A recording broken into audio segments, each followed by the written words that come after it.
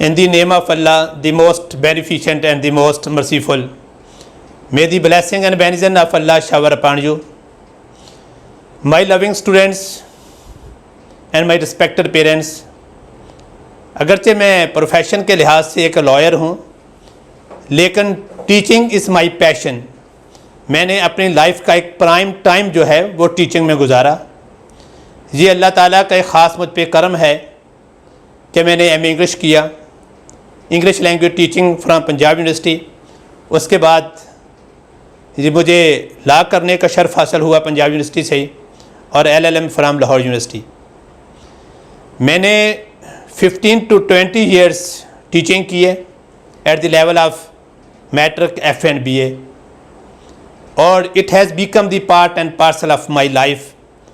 तो अब भी मैं प्लेजर फील करता हूँ जब मैं अपने स्टूडेंट्स को पढ़ाता हूँ। मेरी ज़िंदगी का ये ऑब्जेक्ट है और मेरी ऑर्गेनाइजेशन का भी ये एक मोटो है, और मेरा चैनल NCS ऑफिशियल्स के नाम से जो मैंने बनाया है, आप हमेशा इसको सब्सक्राइब करते रहिएगा। इंशाअल्लाह आपको नई से नई वीडियोज़ मेरी मिलती रहेंगी जो कि तमाम की तमाम सिलेबस से रिलेटेड हैं। मैं कोई भी ऐसी फ़नी वीडियोस नहीं बनाना चाहता हूं अपनी, जैसा कि अक्सर करते हैं। हर बंदे का एक अपना टेस्ट होता है, but according to my test and nature it's my ambition कि मैं अपने स्टूडेंट्स को वो कुछ दूं जो जिससे वो कुछ गेन कर सकें। आज 9th क्लास की जो सेकंड पोएम है, stopping by words A snowy evening. इसका जैसा कि टाइटल है, स्टॉपिंग रुकते हुए, बाय वर्ड्स जंगल के अंदर, ए स्नोई इवनिंग एक ऐसी इवनिंग में, एक ऐसी शाम को जब स्नो फॉल कर रही थी। स्नो के फ्लैक्स जो थे वो रुई के गालों की मानद ऊपर से नीचे गिर रहे थे। Basically this poem is written by Robert Frost, who is a poet of nature. He is an American poet.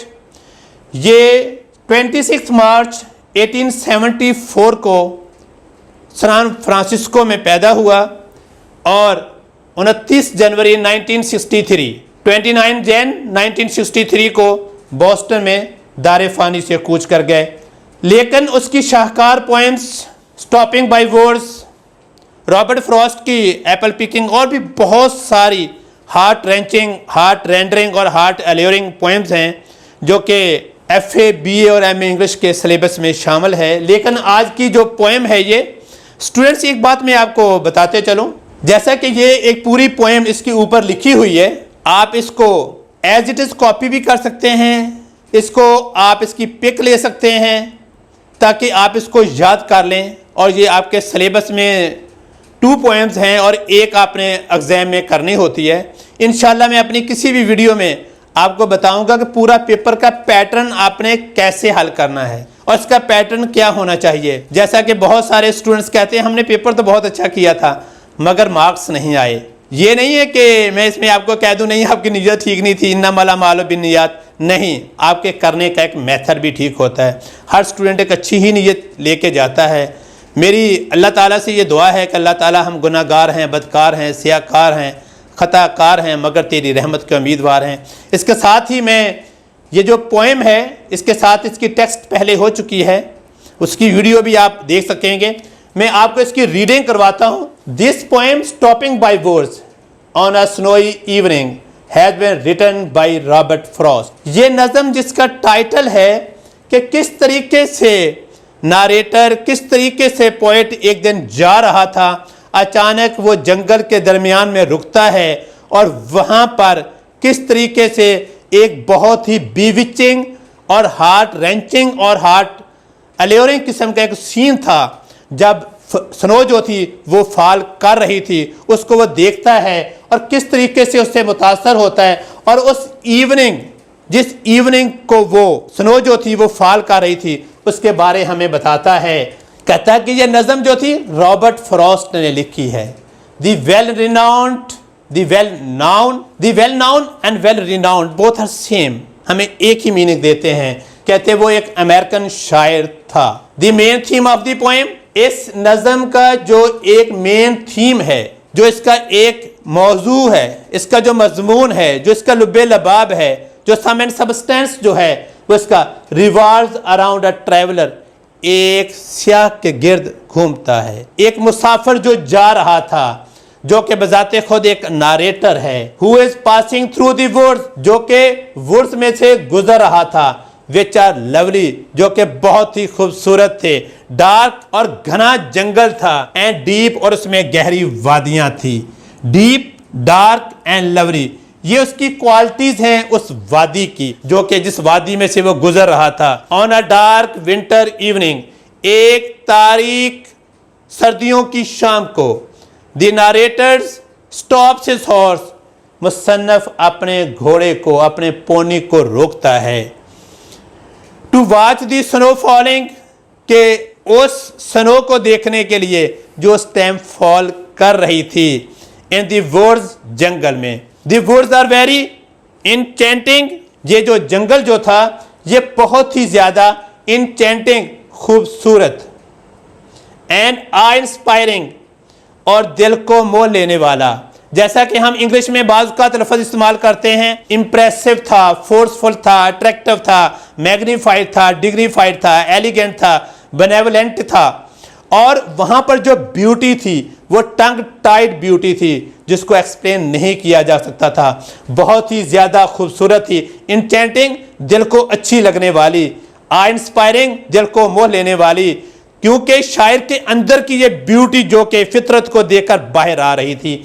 इसी तरीके से वो कहता है, man is the artificial of his own happiness, इंसान बजाते खुद एक इजाद करने वाला है, मौजद है अपनी खूबसूरती का, कि वो किस तरीके से किसी भी चीज से एक ब्यूटी को अखज कर लेता है, नकाल लेता है। It is one of the darkest evening of the years, one of the darkest, ज्यादा में से एक, वन ऑफ द, ज्यादा में से एक।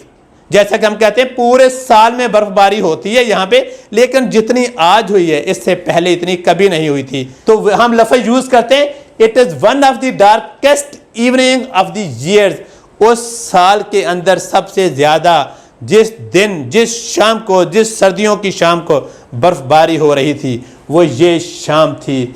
Snow falling is in its full swing, full swing ये एक मुहावरा भी है, पूरे जोबन पर होना, बर्फबारी अपने पूरे जोबन पर थी।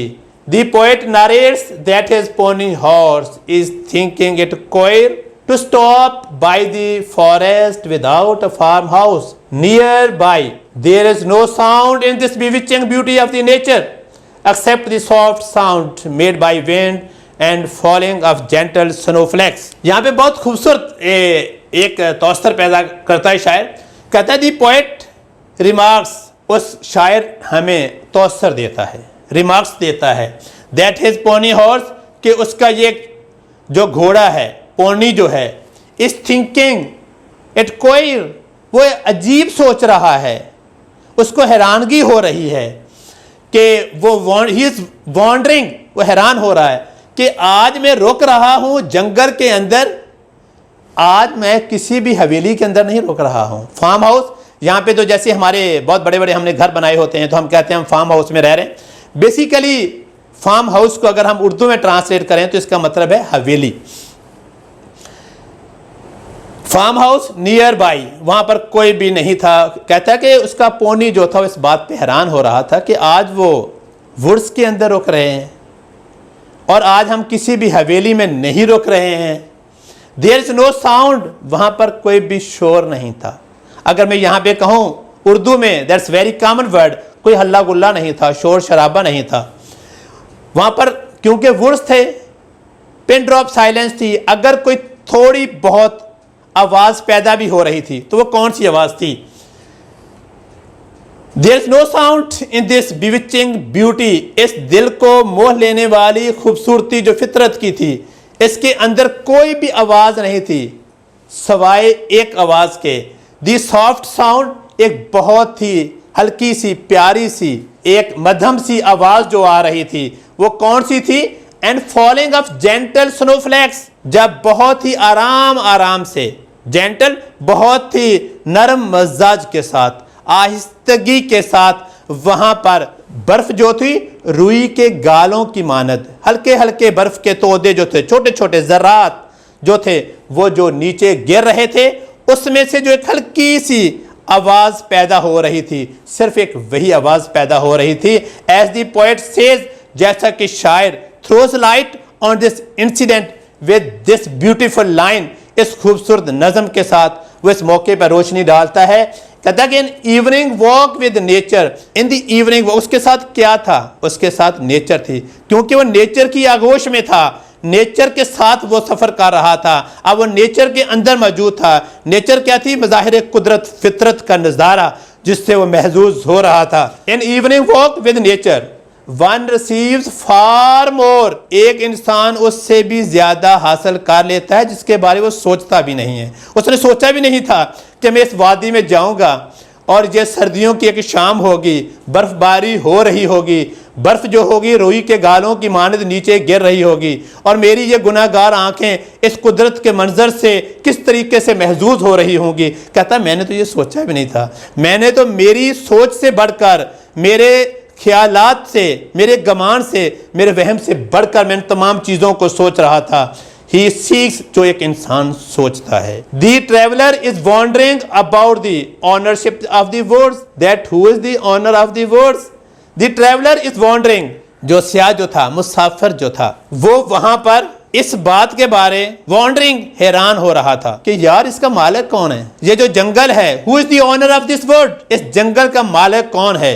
That who is the owner of the world, के कौन है? वो कभी सोच रहा था कि a person who is living in this village nearby, जो करीब ही एक गांव था, शायद वो इसका मालिक है। कौन इसका मालिक हो सकता है? ही वॉज वॉन्डरिंग, वो इसके बारे सोच रहा था। ये तमाम ख्यालात उसके दिमाग में घूम रहे थे। He probably knows the owner of the words, शायद गालबन वो जानता है कि शायद who is in the village, इसका जो ऑनर है वो कौन है? जो कि इस गांव के अंदर रहता है। शायद वो ये सोच रहा था कि इस गांव के अंदर रहने वाला इंसान इसका एक मालिक है। दीज लवली, ये खूबसूरत, डार्क गहरे, डीप, जो वहां पर बहुत ज्यादा गहराई की वाली एक वादी थी, बहुत तारीक वादी थी। Words attract him so much, इस कदर उसको मुतासर करती हैं, उसके ऊपर फार रीचिंग इम्पैक्ट छोड़ती हैं। The speaker might have stopped to enjoy the fascinating beauty of the words. Fascinating, खूबसूरत, फिर एक लफ्ज मैं बार बार यूज कर रहा हूं, दिल को मोह लेने वाली। ये जितने भी लिटरेचर में, अदब के अंदर हम खूबसूरती के लिए लफ्ज़ इस्तेमाल करते हैं, हार्ट रेंचिंग है, हार्ट रेंडरिंग है, हार्ट एल्यूरिंग है, बी विचिंग है, इंस्पायरिंग है, तो ये तमाम के तमाम टंग टाइड ब्यूटी वो होती है जिसको देखकर आप कोई भी अगर लफ्ज़ बोल ना सकें, आप हैरान हो जाए, वाह सुबहान अल्लाह। जब हम अल्लाह ताला के किसी भी खूबसूरत नज़ारे को कहते हैं उसको होती है टंग टाइड, यानी आपकी ज़बान रुक जाना। Fascinating beauty of the words, but he can not stop, लेकिन अब वो नहीं रुक सकता। He remembers that he has promises to keep and much more important business to do and still miles to go before taking rest. इसके अंदर internal और external meanings हैं, इनवर्डली आउटवर्डली हैं, अवर्टली और कवर्टली है, एक्सटर्नल और इंटरनल मीनिंग्स हैं। इसके अंदर एक ज़ाहिरी तौर पर हमें मीनिंग नज़र आते हैं, एक अंदरूनी मीनिंग्स होते हैं। जो एक इंटरनल मीनिंग है इसके अंदर, शायर कहता है कि ये खूबसूरत है वादी, बहुत खूबसूरत है, लेकिन इंसान जो है ये बहुत ज़्यादा मसरूफ़ है। उसने तो बहुत सारे प्रॉमिसेस किए हुए हैं, मैंने जाके ये काम करना है, मैंने ये जाके काम करना है। जैसा कि विलियम डेविस की पोएम है, व्हाट इज़ दिस लाइफ, ये क्या ज़िंदगी है, ए फुल ऑफ केयर्स, अगर ये परेशानियों से भरी पड़ी है। We have no time to stand and stare, हमारे पास ना वक़्त है कि हम किसी जगह पर रुक जाएं और इसका नज़ारा करें, क्योंकि हम all the time we are indulge in the materialistic pursuits, हम दुनियावी ख्वाहिशात के पीछे भागने वाले लोग हैं, हम इस खूबसूरती को एंजॉय नहीं कर सकते। कहता है कि इसीलिए he remembers that he has promises, कि उसने बहुत सारे वादे किए हैं, to keep and much more important business to do so, और उसको बहुत ज़्यादा कुछ और अहम काम करने हैं। And still miles to go, और उसने अभी लंबा सफ़र तय करना है ज़िंदगी का। अभी तो मैंने ये काम करने हैं, मैंने वो काम करने हैं, मैंने वो काम करने, पता नहीं ज़िंदगी की डोर किस टाइम कट जाए, लेकिन इंसान मुसलसल कामों में लगा हुआ है और वह कुदरत की खूबसूरती से महजूज होने के लिए उसके पास टाइम नहीं है, क्योंकि इंसान एक इतनी उसकी प्रीऑक्यूपेशंस हैं, इतनी एंगेजमेंट्स हैं, इतनी मसरूफियात हैं कि वो कुदरत को एंजॉय नहीं कर सकता। तमाम के दिन अपने ब्रेड एंड बटर के चक्रों में पड़ा हुआ है। To do and still miles to go before taking rest, और उसको आराम करने से पहले अभी बहुत आगे जाना है। Sleep in this poem is a symbol of every day sleep. इसमें जो एक नींद का भी जिक्र आता है, वो कहता है ये रोज़ की एक नींद है, लेकिन अगर हम इसके गहराई में जाकर मीनिंग देखें, नींद का मतलब मौत भी है। कहता है कि इंसान जो है उसको नहीं पता कि मैंने किस दिन चले जाना है, लेकिन इंसान जो है वो मुसलसल मसरूफ़ है और अपने कामों में लगा हुआ है। Sleep in this poem is a symbol of every day sleep and also it stands for the eternal sleep, और ये एक हमेशा हमेशा रहने वाली स्लीप भी है। जब इंसान को आ जाएगी फिर इंसान हमेशा सोया रहेगा, दैट इज़ डेथ, जो कि मौत है। जैसा कि इसमें बहुत सारी सिमिलीज, मेटाफर और सिंबॉलिक लैंग्वेज इस्तेमाल हुई है। द पोएट सेज, शायर कहता है, इन 3 words I can sum up everything I have learned about life. कहता है कि मैं 3 लफ्ज़ों के अंदर इस पूरी नज़म का लुबे लबाब आपके सामने बयान करता हूँ। इट गोज़ ऑन, ज़िंदगी गुजर रही है, ज़िंदगी जैसी भी हो गुजर जाती है, ये रुकती नहीं, ये कोई आ रहा है कोई जा रहा है।